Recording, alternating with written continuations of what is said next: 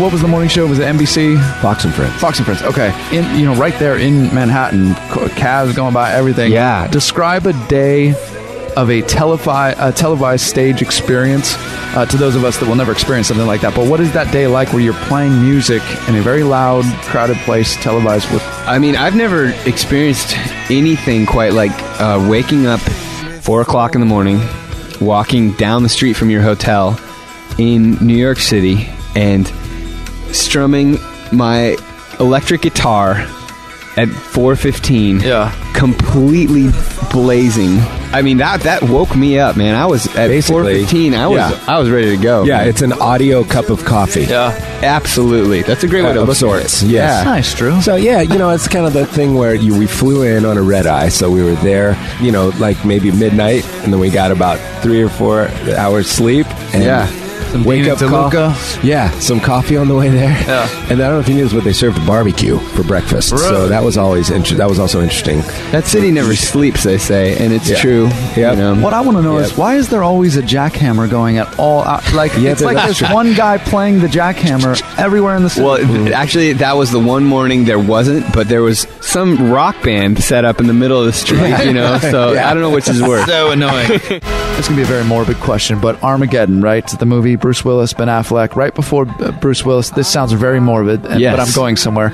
Right before Bruce Willis dies, he pushes his future son-in-law, Ben Affleck, into the spaceship, but they do some editing there where right before Bruce Willis goes bye-bye, it's flashes of his life. Liv Tyler just in a field, his daughter. For the two of you, are there 3 moments in your life, in that morbid moment of passing? That's what I'm saying. It's a beautiful question with some morbid sides to it, but what are those 3 moments that flash into your brain? For me, the moments that flash through my head when I'm thinking about that are people.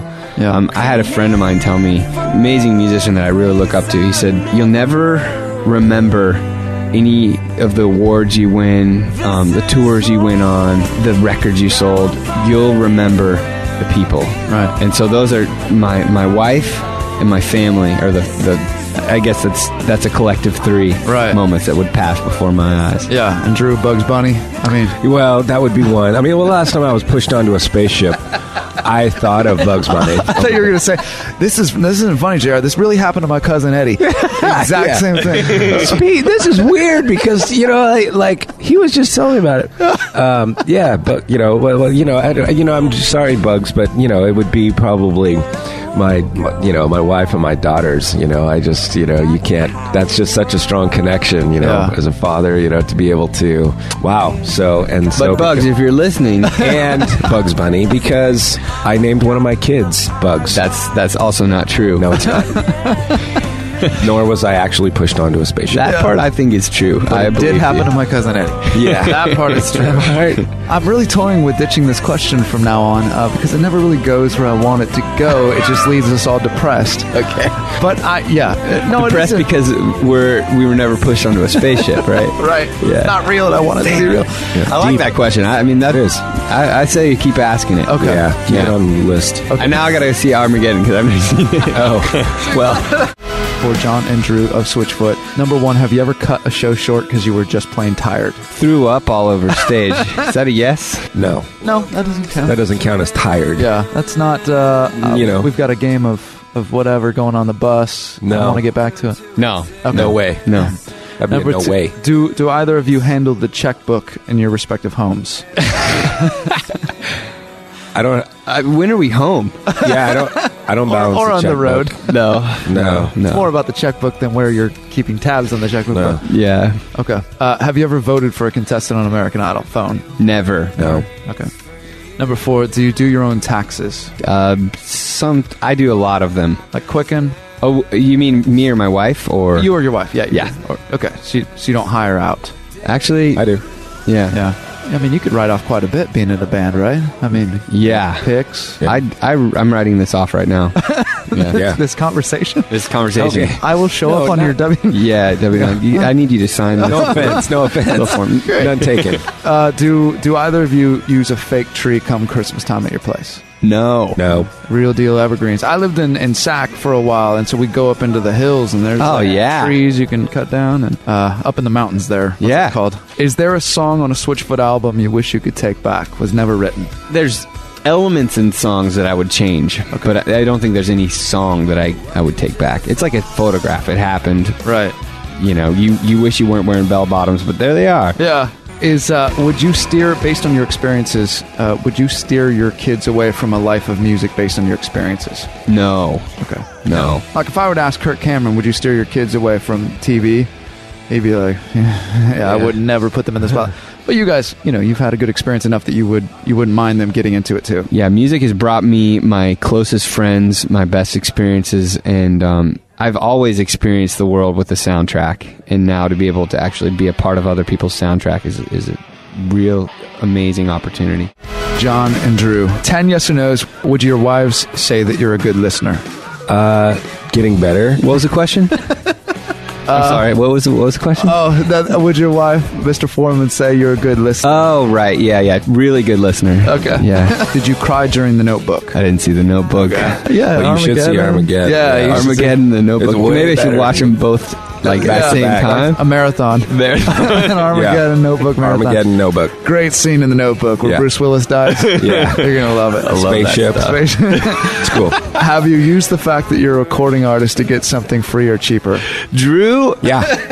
You want to think about that one or no? I'm rolling, Drew. Is there a story? Oh man, there's a lot of stories. See this shirt? See this shirt? I think everything I'm wearing, I got. I think you're right, man. Pretty much from the band, the socks, everything, man. But we'll go yes for Drew. Sure. Okay. Trying to think of a really good story though. Drew is really good at that whole thing. Yeah, I don't know what that thing is, but he's good at it, man. Well, because when they're offering free haircuts, I went and took one, and I'm in the middle of a free haircut at a festival. Well, this is not just any festival; it's a huge rock festival that we were really, really excited to play. And so I'm sitting there in the chair, and I notice that my cell phone doesn't have reception, and I'm going, I wonder if anyone's trying to call me. Wait a minute, it's time for us to be setting up right now to play our set. So I tell the salon person, I gotta go. She's like, well, I'm not finished with your hair. I was like, I don't care, I have to go, I have to play the show. I ran to the show. As I'm getting out of the cell reception, it starts blowing up. My phone's just like, where are you? Anyways, I show up half haircut. And funny thing is, you go back to that town years later, and it's become a trend. And it's become the mullet. That was the origin of the mullet. That's how the mullet started. That's where it started.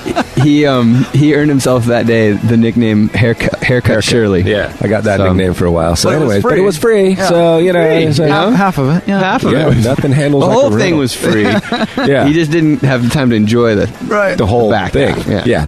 What is the greatest day in Switchfoot's history to each of you individually? If you could look back at one moment, say that would have to be the greatest day in Switchfoot history, and not getting into the U2 show in London for free. That doesn't count. The greatest day. I mean, one of my proudest moments every year is Stand Up for Kids. We run a contest, surf contest.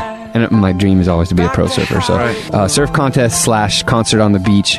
It's called the Bro-Am in San Diego, our hometown, and it benefits homeless kids. And that is probably my favorite day of the year, to see the whole community, my hometown, coming together to support these kids. Right. Drew? Yes. Same day, JR. Well, when the spaceship came and I pushed Bruce Willis? Jerome. You pushed Jerome? onto the ship. That was the greatest day.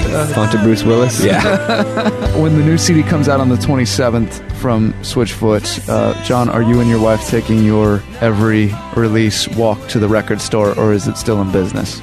Dude, you know what? The record store that we went to as a kid is not doing so well. Yeah. I'm going to just tell you that right now. I'm going to level with you. I'm going to tell you it's not, the vital signs are not looking good. At this point, you're the only one walking there to pick up an album. The last 3 or 4 times I went in there, it was just depressing. There were 5 records. Yeah. And that's it. And you're thinking, oh man, I had all these things. I was going to support the local store. There are some great record stores out there that are still thriving, and but Mine is not, unfortunately. I always appreciate the time. Hey, thanks, Jayar. Thanks for having us in, JR. The Q. 90.1.